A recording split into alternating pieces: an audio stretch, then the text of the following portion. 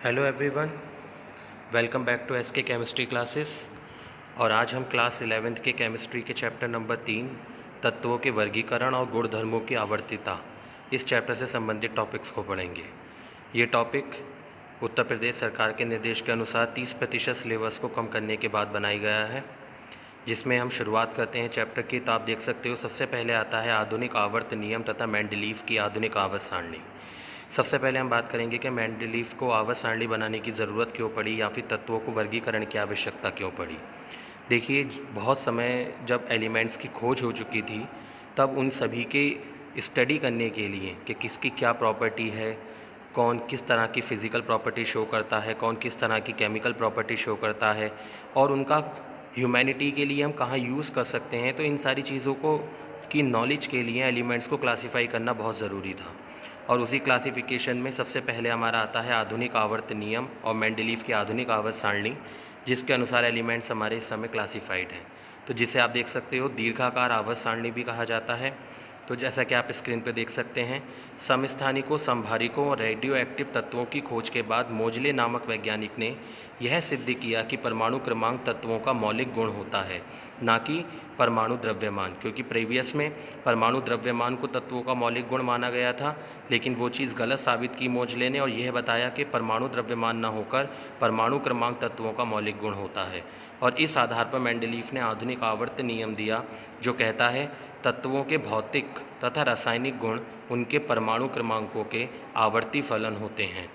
इसका मतलब क्या हुआ कि यदि तत्वों को उनके परमाणु क्रमांकों के बढ़ते हुए क्रम में रखा जाए, तो एक निश्चित अंतर के बाद समान गुण वाले तत्वों की पुनरावृत्ति होती है, और इसलिए नियमित अंतर के बाद समान गुणों वाले तत्व पुनः आते हैं।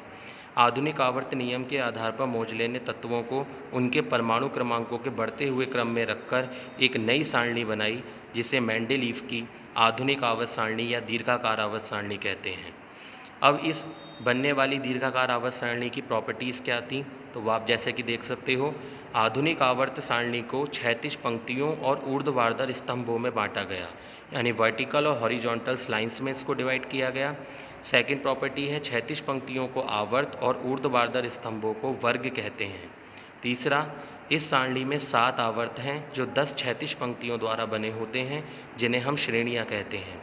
नेक्स्ट पॉइंट, पहले, दूसरे, तीसरे और 7वें आवर्त में एक एक क्षैतिज पंक्ति है, तथा चौथे, 5वें व 6ठे आवर्त में 2-2 क्षैतिज पंक्तियां हैं। नेक्स्ट प्रॉपर्टी, पहले आवर्त को अति लघु आवर्त कहते हैं। नेक्स्ट, दूसरे और तीसरे आवर्त को लघु आवर्त कहते हैं। देखिए, ये ऑब्जेक्टिव के लिए बहुत ही अच्छे क्वेश्चंस हैं आपके, जो हाईलाइट करने चाहिए आपको, कि जैसा पहले आवर्त को अति लघु आवर्त कहा जाता है, दूसरे और तीसरे आवर्त को लघु आवर्त कहते हैं, चौथे और 5वें आवर्त को दीर्घ आवर्त कहा जाता है, और छठे और 7वें आवर्त को अति दीर्घ आवर्त कहा जाता है।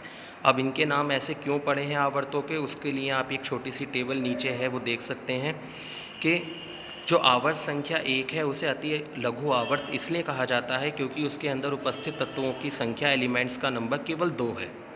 दूसरे और तीसरे को लघु आवर्त कहते हैं क्योंकि इनमें 8 एलिमेंट्स हैं। चौथे और 5वें को दीर्घ आवर्त कहते हैं क्योंकि इनमें 18 एलिमेंट्स हैं, और 5वें और 6ठे को अति दीर्घ आवर्त कहते हैं क्योंकि इसमें 32 एलिमेंट हैं। इसीलिए इन आवर्तों के नाम अति लघु, लघु, दीर्घ और अति दीर्घ आवर्त रखा गया है। इसी तरह से अगर हम मेंडलीव की आधुनिक आवर्त सारणी के विशेष तथ्यों की बात करें, उसकी स्पेसिफिक प्रॉपर्टीज़ की बात करें, तो उनमें आप देख सकते हो सबसे पहला है प्रतिरूपी या निरूपक तत्व। तो द्वितीय एवं तृतीय आवर्त के तत्व प्रतिरूपी तत्व या निरूपक तत्व कहलाते हैं, क्योंकि ये तत्व अपने वर्गों में उपस्थित अन्य तत्वों का प्रतिनिधित्व करते हैं। प्रतिनिधित्व का मतलब उनकी सारी की सारी प्रॉपर्टीज़ को शो करते हैं, यानी जो एलिमेंट सबसे फर्स्ट पोजीशन पर है ग्रुप में, वो बाकी के मेंबर्स के लिए अपनी एक जैसी प्रॉपर्टी शो करेगा।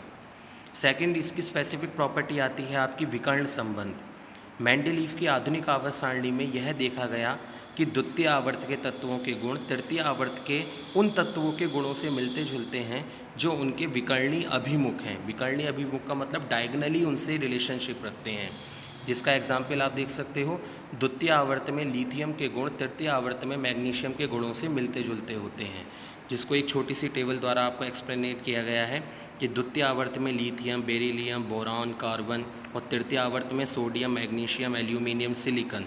तो इसमें लिथियम का मैग्नीशियम के साथ, बेरिलियम का एल्यूमिनियम के साथ और बोरॉन का सिलिकॉन के साथ में डायगोनल रिलेशनशिप है, विकर्ण संबंध है। तीसरी स्पेसिफिक प्रॉपर्टी आती है आपकी सेतु तत्व यानी ब्रिज एलिमेंट्स। तो तृतीय आवर्त में फर्स्ट से 7 वर्ग के तत्व सेतु तत्व कहलाते हैं। ये तत्व अपने वर्ग के दोनों उपवर्गों के तत्वों के मध्य एक सेतु का कार्य करते हैं तथा इनके गुण अपने वर्ग के दोनों उपवर्गों के तत्वों के गुणों से मिलते जुलते होते हैं। सेतु तत्वों के गुण उस उपवर्ग के तत्वों के गुणों से अधिक समानता रखते हैं जिनमें वह स्वयं उपस्थित होते हैं। इसी तरह से नेक्स्ट प्रॉपर्टी है आपकी संक्रमण तत्व। उपवर्गों में जिन तत्वों के गुण सेतु तत्वों के गुणों से कम समानता रखते थे उन्हें संक्रमण तत्व कहा गया। इसके अतिरिक्त वर्ग 8 के तत्व भी संक्रमण तत्व कहलाते हैं। नेक्स्ट प्रॉपर्टी आपकी आती है आंतरिक संक्रमण तत्व। परमाणु क्रमांक 58 से 71 तक के तत्वों को लैंथेनाइट्स कहते हैं तथा परमाणु क्रमांक 90 से 103 तक के तत्व एक्टिनाइट्स कहलाते हैं तथा लैंथेनाइट और एक्टिनाइट्स तत्वों को संयुक्त रूप से आंतरिक संक्रमण तत्व कहा जाता है। तो ये मेंडलीव की आधुनिक आवर्त सारणी या दीर्घाकार आवर्त सारणी की स्पेसिफिक प्रॉपर्टीज़ थी। तो आज की वीडियो में सिर्फ इतना ही। हमारे चैनल को लाइक, सब्सक्राइब और शेयर ज़रूर करें।